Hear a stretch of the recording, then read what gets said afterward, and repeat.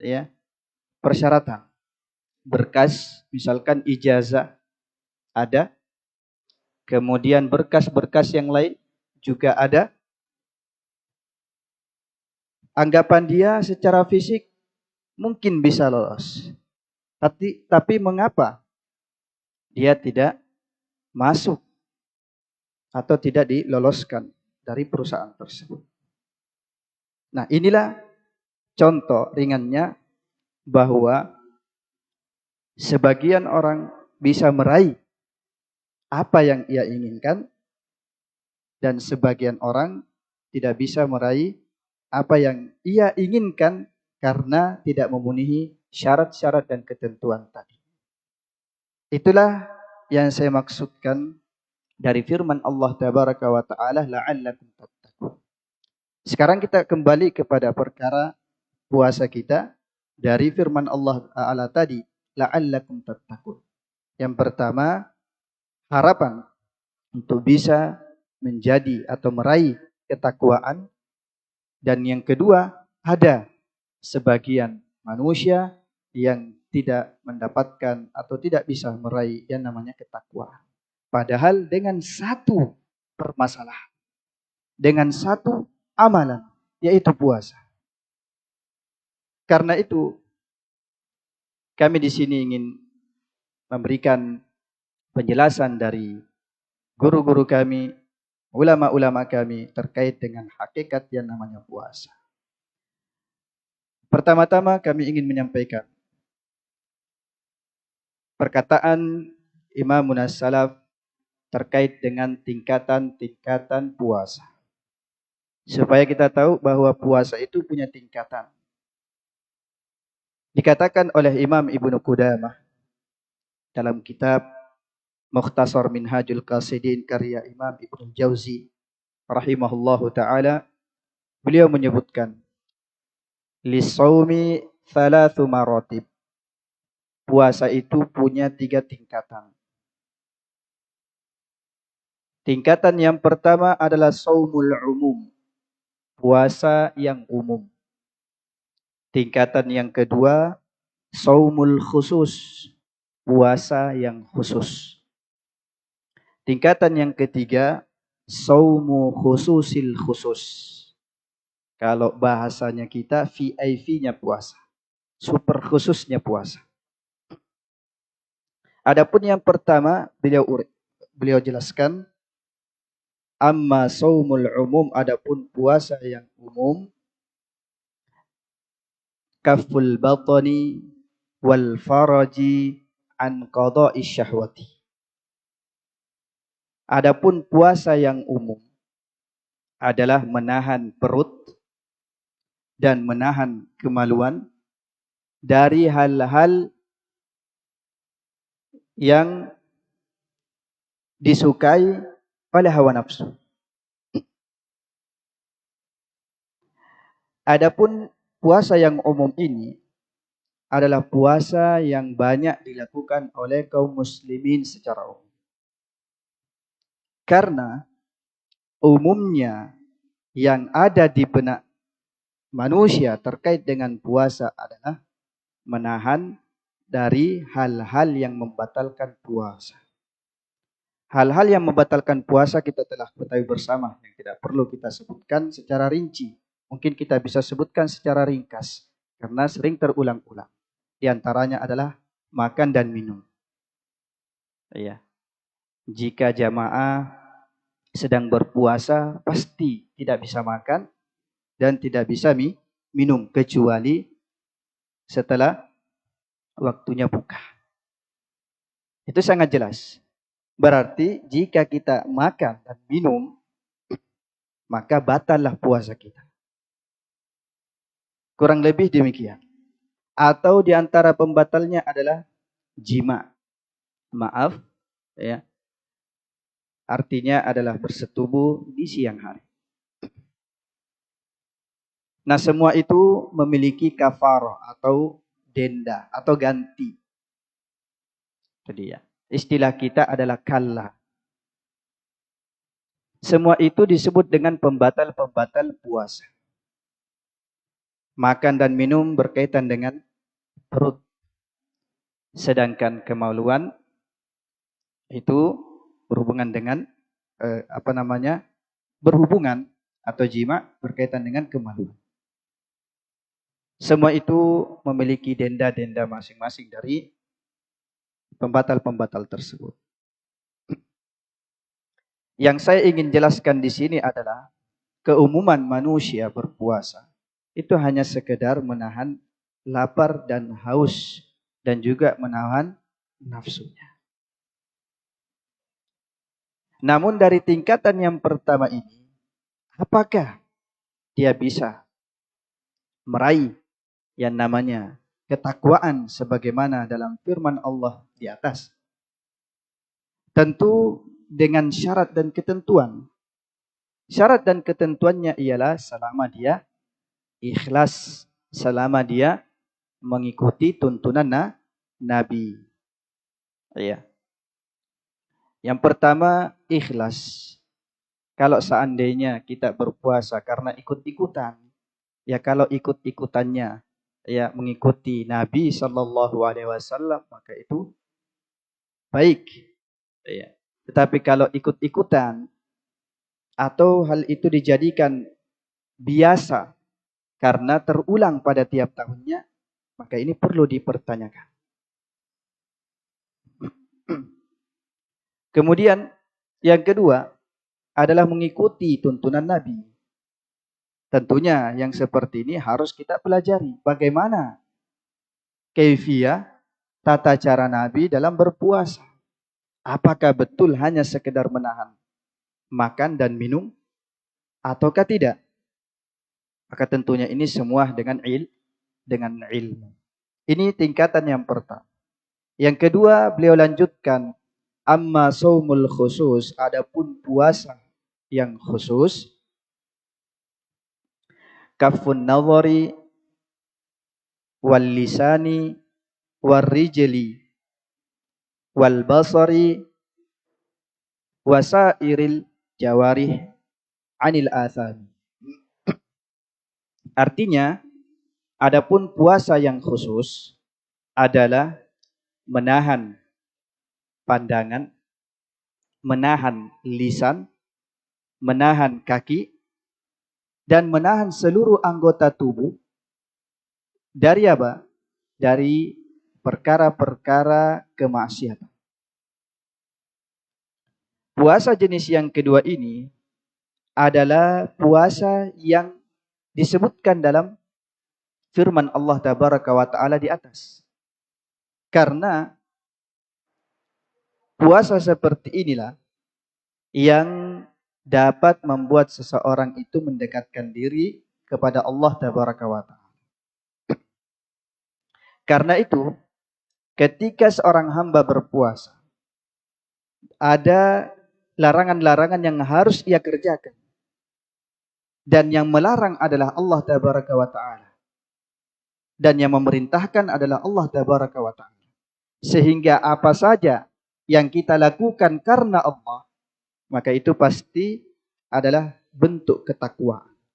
Karena itu, para ulama menjelaskan tentang makna ketakwaan sebagai berikut. Yaitu meninggalkan hal-hal yang diharamkan oleh Allah dan melakukan hal-hal yang diridhoi Allah Tabaraka wa Ta'ala. Kalau saya ingin bertanya, kita berpuasa makan di siang hari, kira-kira Allah Subhanahu wa Ta'ala ridho? Tentu tidak. Berarti itu bukan ketakwaan. Tapi kalau kita berpuasa di siang hari, kita tidak makan, nanti pada waktu iftar, pada waktu berbuka, itu berarti sesuai dengan keinginan Allah. Maka itu bentuk ketakwaan. Demikian. Sehingga apa yang kita lakukan dalam aktivitas ibadah yang tujuannya mendekatkan diri kepada Allah Subhanahu wa Ta'ala, maka itu adalah bentuk ketakwaan. Kemudian tingkatan yang ketiga adalah saumu khususil khusus. puasa super khusus.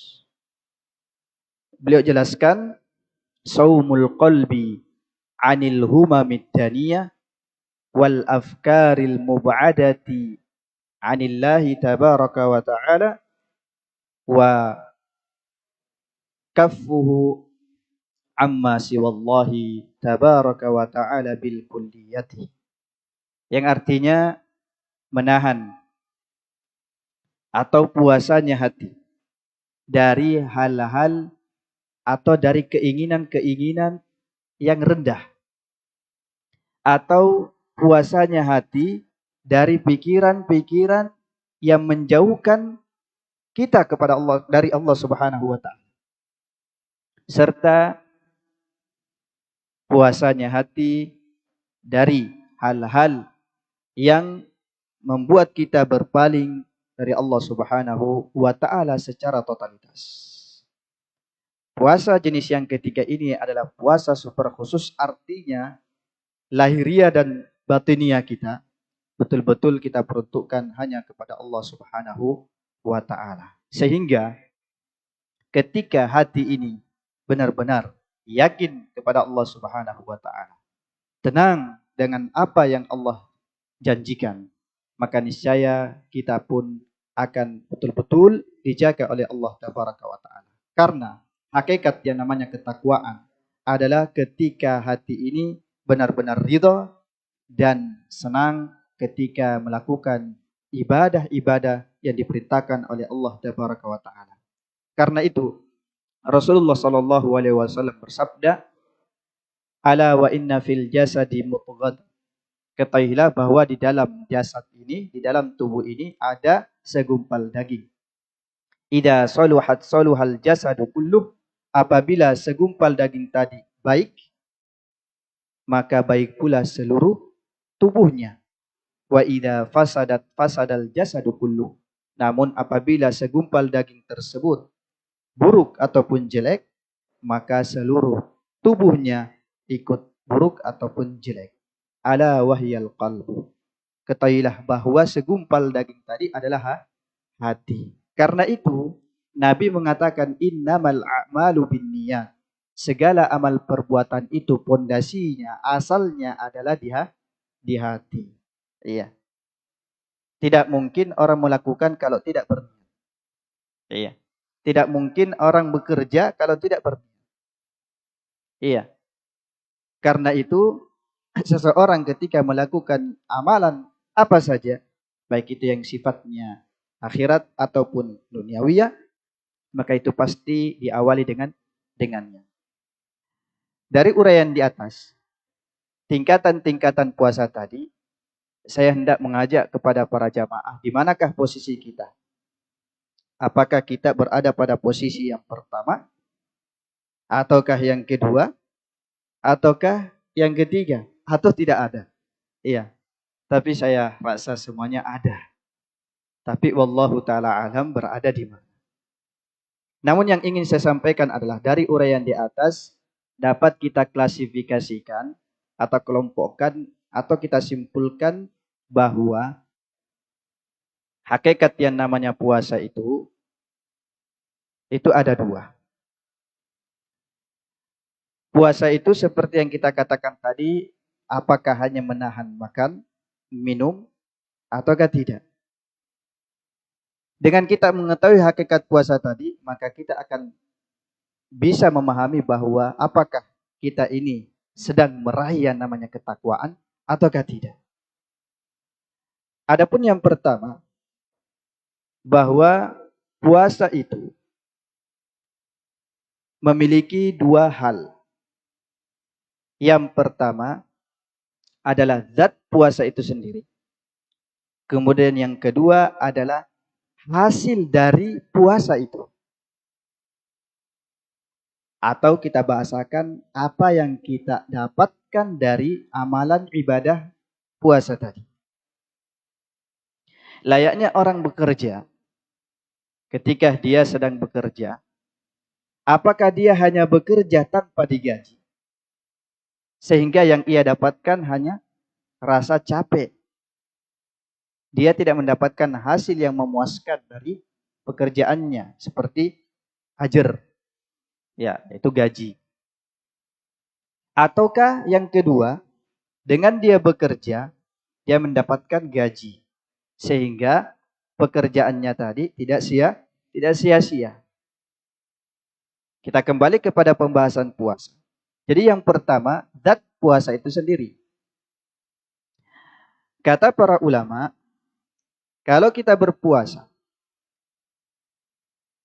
hanya sekedar berpuasa, maka ya, ketika kita melakukan pembatal-pembatal puasa, maka kita tidak akan mendapatkan apa-apa darinya. Puasa kita sudah batal. Maka hasil dari puasanya pun tidak akan kita raih atau pahala dari puasa. Sehingga tidak ada yang kita dapatkan. Kemudian yang kedua adalah pahala dari amal ibadah tadi. Apakah kita mendapatkannya ataukah tidak? Ya. Tetapi puasa tadi tetap dianggap atau istilah lainnya adalah sah. Karena itu para ulama menjelaskan bahwa yang pertama, hal-hal yang dapat membatalkan puasa. Yang kedua, hal-hal yang dapat membatalkan pahala puasa. Adapun yang pertama, hal-hal yang dapat membatalkan puasa adalah ketika seseorang melakukan pembatal-pembatal puasa tadi. Ketika ia melakukannya, maka batallah puasanya. Ketika batal puasanya, makanya pahalanya pun juga batal. Seperti makan dan minum. Adapun yang kedua adalah hal-hal yang dapat membatalkan pahala puasa. Yang kedua ini, lahiri dia, zahiriyahnya dia, itu sedang berpuasa. Layaknya seperti orang-orang yang berpuasa pada umumnya.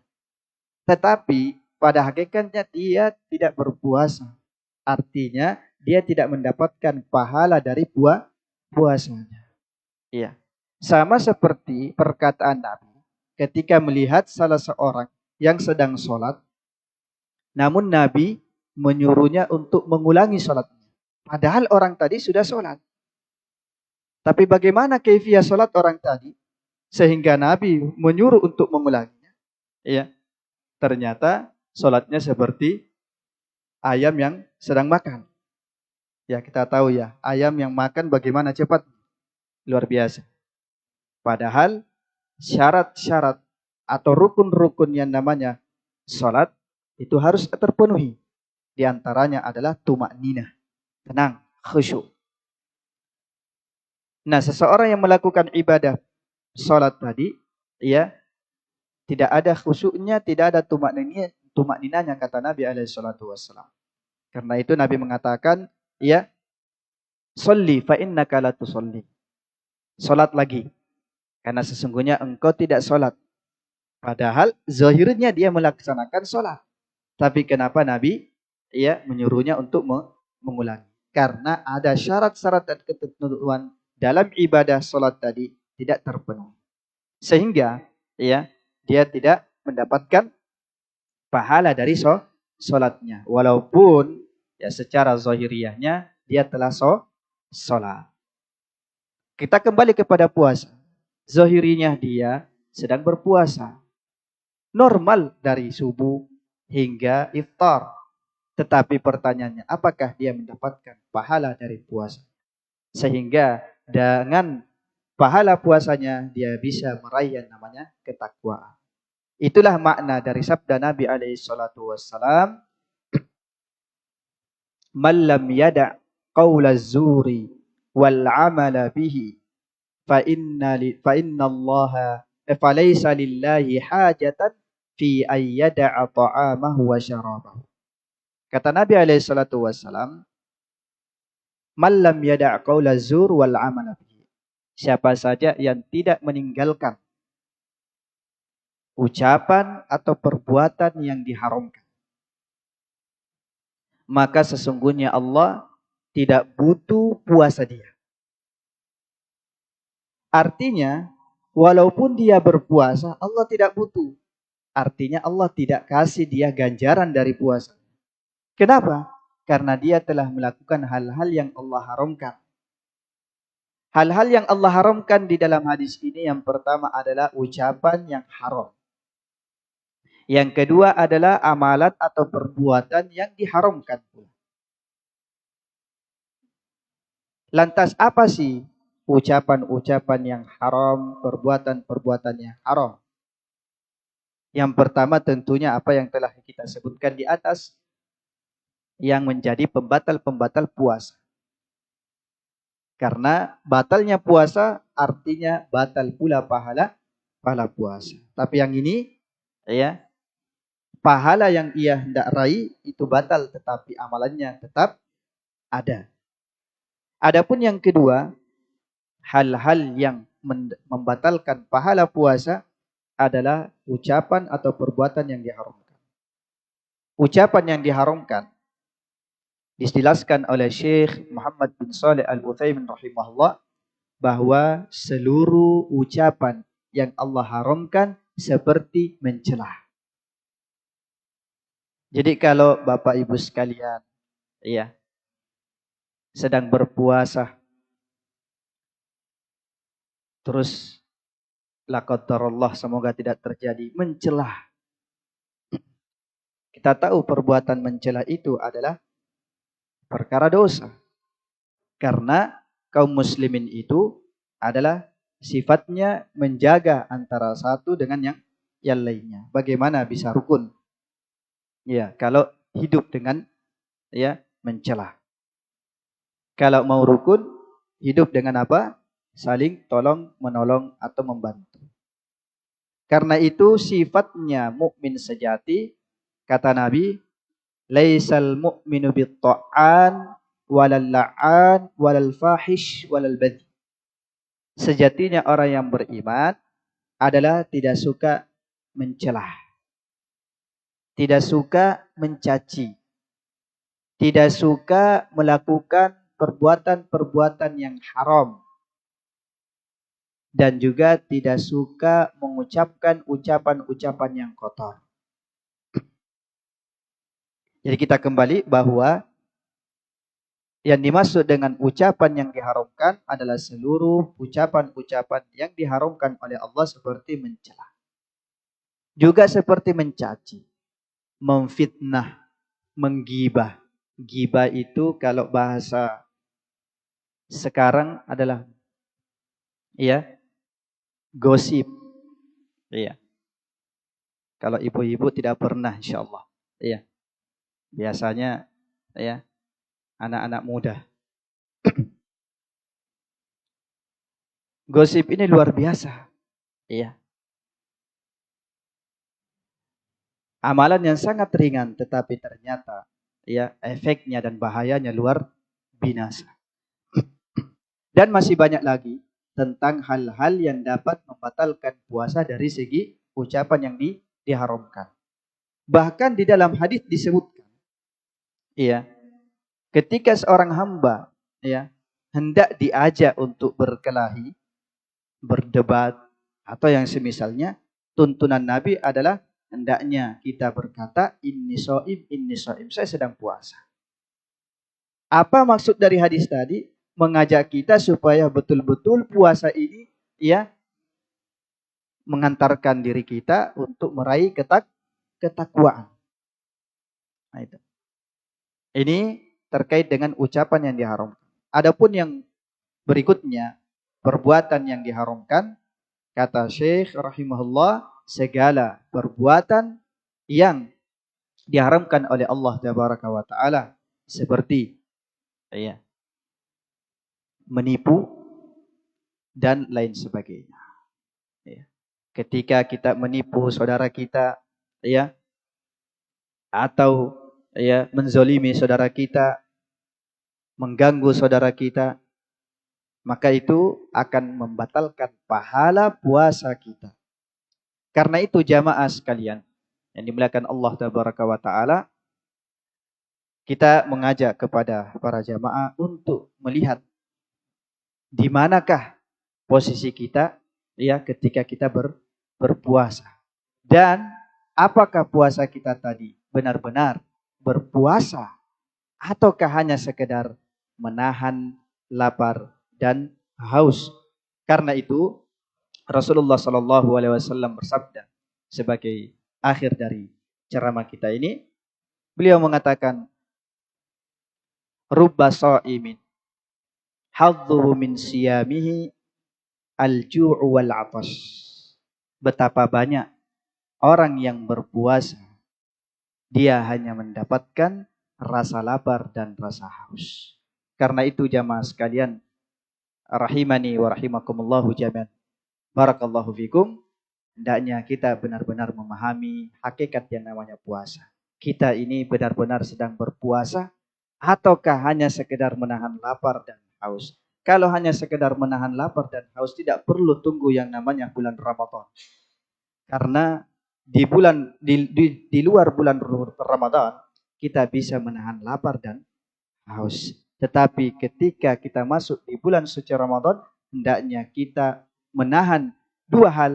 Yang pertama adalah menahan dari hal-hal yang membatalkan puasa, dan yang kedua menahan dari hal-hal yang dapat membatalkan pahala puasa kita. Karena dengan itu kita bisa meraih yang namanya ketakwaan.